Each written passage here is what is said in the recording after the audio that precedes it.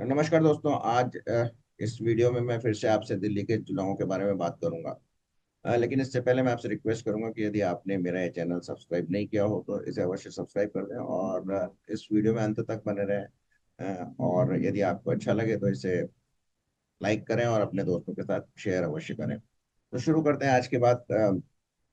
कल जैसा कि मैंने आपको बताया था कि नरेंद्र मोदी ने अपने मेरे एक वीडियो में कि नरेंद्र मोदी ने किस तरह से अरविंद केजरीवाल के जो यमुना नदी में हरियाणा के लोगों की सरकार द्वारा जहल खोलने की बात और दिल्ली की सारी जनता को मारने की बात, यानी कि मास मर्डर करने की बात कही थी, उस पर किस तरह से एकदम तमतमाते हुए गुस्से में उन्होंने अरविंद केजरीवाल को लताड़ा था।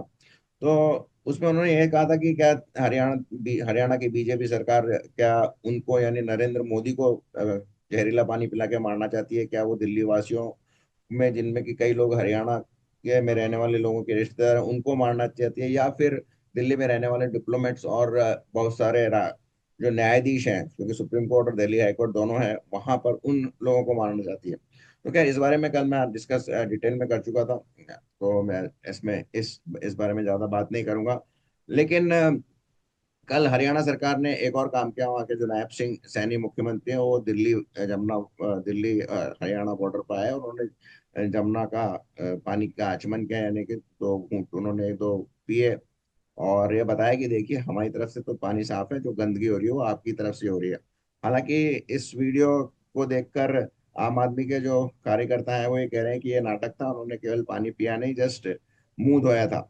लेकिन वीडियो से साफ है कि उन्होंने उसके कुल्ले किए थे, पहला एक कुल्ला किया था और उसके बाद पानी भी पिया था। तो ये एक तरह से संदेश था दिल्ली को कि जो पानी जहरीला है या जहरीला जानबूझकर हरियाणा सरकार उसमें नहीं मिला रही, और वैसे ऐसा हो भी नहीं सकता।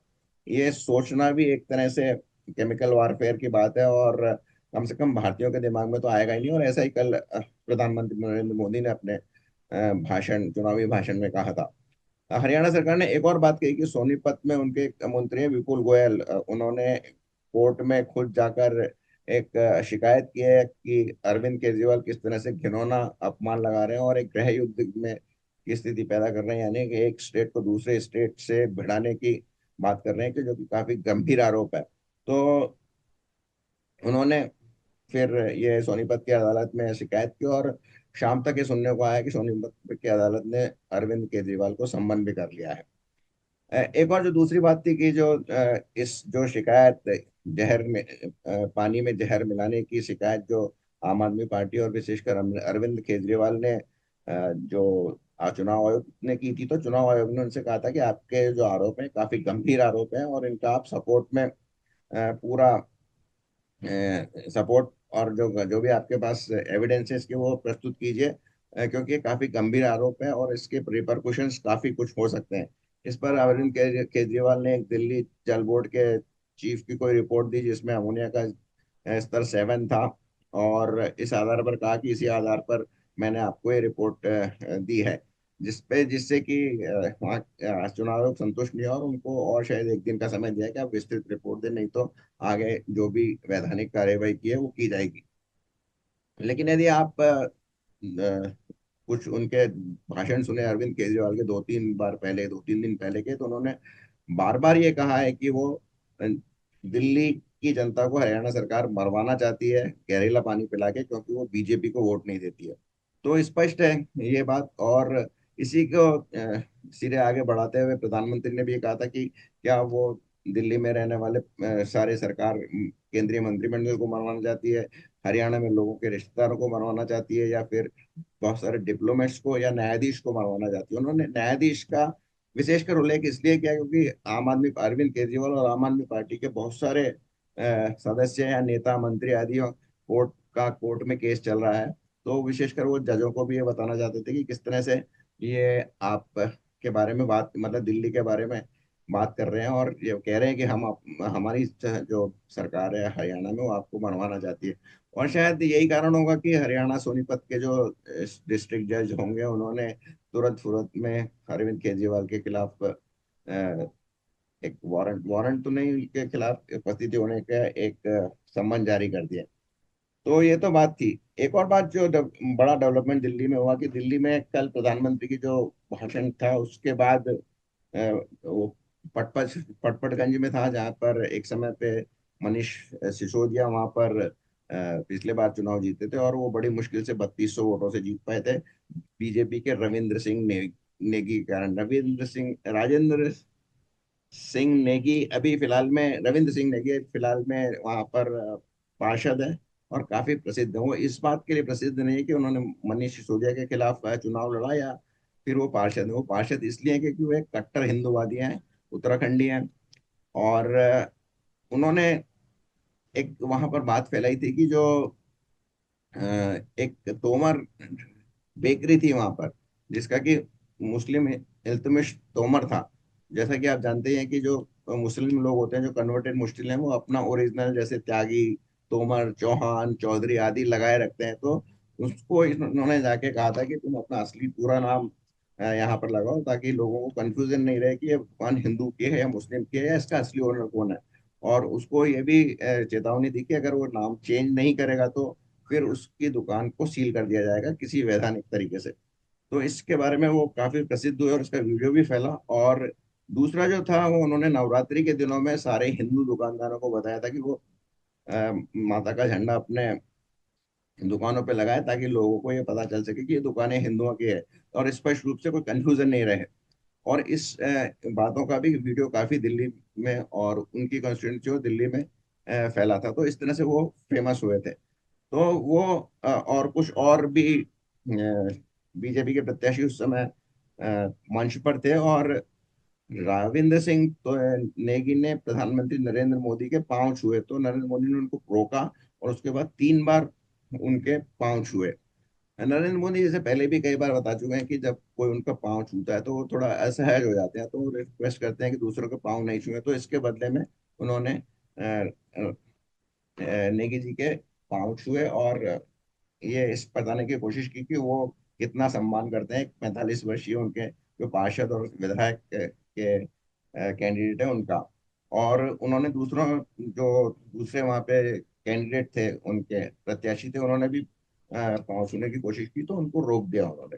तो इससे काफी ये संदेश गया, क्योंकि ये जो सीट थी, ये पहले इस पे मनीष सिसोदिया लड़े थे, और अ, इस बार जो रविंद्र सिंह नेगी की पॉपुलैरिटी थी, क्योंकि वो एक उस कॉन्स्टिट्यूंसी में हाउस होल्ड नाम हो गया है, घरेलू नाम हो गया है।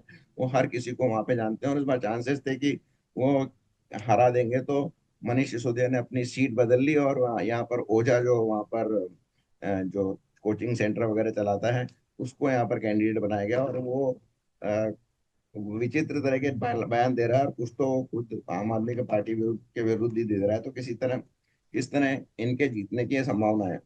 इसका जो संदेश है नरेंद्र मोदी ने जो उनके पांव छुए, उसका दूसरे प्रत्याशियों पर भी काफी जाएगा। और वो ये समझते हैं कि नरेंद्र मोदी हमारे से कितने नजदीक है, और उनका पूरा सपोर्ट हमारे साथ में है।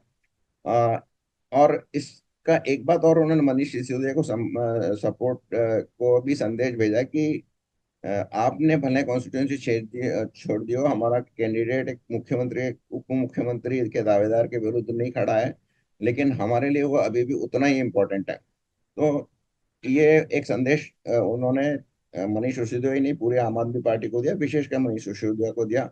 मनीष सिसोदिया खुद वहाँ अपने जो जंगपुरा की कॉन्स्टिट्यूंसी में उलझे हुए हैं, उसमें एक कांग्रेस के मुस्लिम कैंडिडेट काफी स्ट्रांग है, और बीजेपी का भी वहां पर स्ट्रांग एक कैंडिडेट खड़ा है, और अ, उनको चुनाव निकालना मुश्किल हो जाएगा। इसलिए अब वो मीडिया को इंटरव्यू दे रहे हैं। और अभी हाल ही में उन्होंने जो इंडिया टुडे का जो इंग्लिश न्यूज चैनल है, टीवी टुडे, उस पर उन्होंने राहुल कमल को भाषण दिया, को एक लंबा सा इंटरव्यू दिया है, जिसमें वो कभी उनके साथ चाट भटूरे खा रहे हैं, कहीं गली में घूम रहे हैं, किसी मंदिर में जा रहे हैं इत्यादि, ऐसी अपने अपना चरित्र को बताने की कोशिश की है। जैसा कि 2020 के चुनाव में नरेंद्र मोदी का इंटरव्यू लिया था अक्षय कुमार ने। तो इस तरह का कुछ वो इंटरव्यू है। अगर कुछ फोटो में मिली तो मैं आपके साथ जरूर शेयर करूंगा। तो मनीष सिसोदिया भी अब हिल गए हैं। मनीष सिसोदिया कभी भी पत्रकारों के फ्रेंडली नहीं रहे, पर वो मीडिया की तरफ कुछ अपनी इमेज बिल्डिंग का, ब्रांड बिल्डिंग की कोशिश कर रहे हैं, घबराए हुए वो भी हैं। तो इस तरह से दिल्ली का चुनाव है अब इस स्थिति में आ गया है कि काफी ही संघर्षपूर्ण हो गया सभी तरफ से। राहुल गांधी भी अब मैदान में आ गए हैं। उन्होंने भी मोदी बीजेपी ने, उन्होंने भी अरविंद केजरीवाल पे आरोप लगाए हैं कि आपने 10 साल में यमुना की सफाई क्यों नहीं कराई, और अगर आपने सफाई करवाई है तो फिर आप उसको भी, आप भी योगी जी की तरह उसका पानी पीकर बताइए। लेकिन अरविंद केजरीवाल ऐसा नहीं कर सकेंगे, ये उनको मालूम था। तो घिरे हुए हैं अरविंद केजरीवाल, उन्होंने काम तो कुछ नहीं किया हुआ है, और उन्होंने खुद भी स्वीकार किया है कि हम 10 साल में गंगा की सफाई नहीं करवा पाए, सड़कें नहीं बनवा पाए, और काफी कुछ डेवलपमेंट के कार्य भी नहीं करवा पाए। लेकिन हम अगले 5 साल में जरूर करेंगे। इससे मुझे अपने बचपन या कि स्कूल या कॉलेज के दिनों की याद आती है कि जब एग्जाम सिर पे हो जाते हैं तो हम बहुत तेजी से पढ़ाई करते हैं, और फिर एक पक्का प्रण लेते हैं कि अगले साल साल साल में साल के शुरू से पढ़ाई करूंगा ताकि मेरे को आखिरी में दिक्कत नहीं हो। तो कुछ इस तरह का ही बात अरविंद केजरीवाल कर रहे हैं कि 10 साल तक तो कुछ नहीं कर पाए, लेकिन अगले साल से जरूर करेंगे, जैसा कि हम कहते हैं। और आपको मालूम है, आपके साथ भी यही हुआ होगा कि आप भी अगले साल पढ़ते नहीं थे, और जब एग्जाम हाथ सर पे आ जाते थे तभी आप फिर पढ़ाई करते थे। तो इस तरह की ही कुछ भाषा बोल रहे हो, और जनता इसको समझती है। तो देखते हैं क्या होता है। 5 तारीख को वोटिंग है, और 8 तारीख को रिजल्ट आएंगे। अ, लोगों का, जो दिल्ली के लोगों का कहना है कि ये 60-40 का अभी 55-45 का मुकाबला चल रहा है। 55 बीजेपी के पक्ष में, 45 आम आदमी पार्टी के पक्ष में। कांग्रेस तो कहीं दिखती नहीं है। फिर भी देखते हैं क्या होता है। जनता जनार्दन है, कुंजी जैसा हमेशा कहता हूँ, उनके साथ है। आज भी यही कहूंगा। अपने इस वीडियो को इसी बात के साथ खत्म करूंगा कि असली कुंजी तो जनता जनार्दन के सामने। तो बहुत बहुत धन्यवाद बने रहने के लिए। वीडियो अच्छा लगा हो तो इसे लाइक कीजिए, और जरूर अपने दोस्तों के साथ शेयर कीजिए। बहुत बहुत धन्यवाद।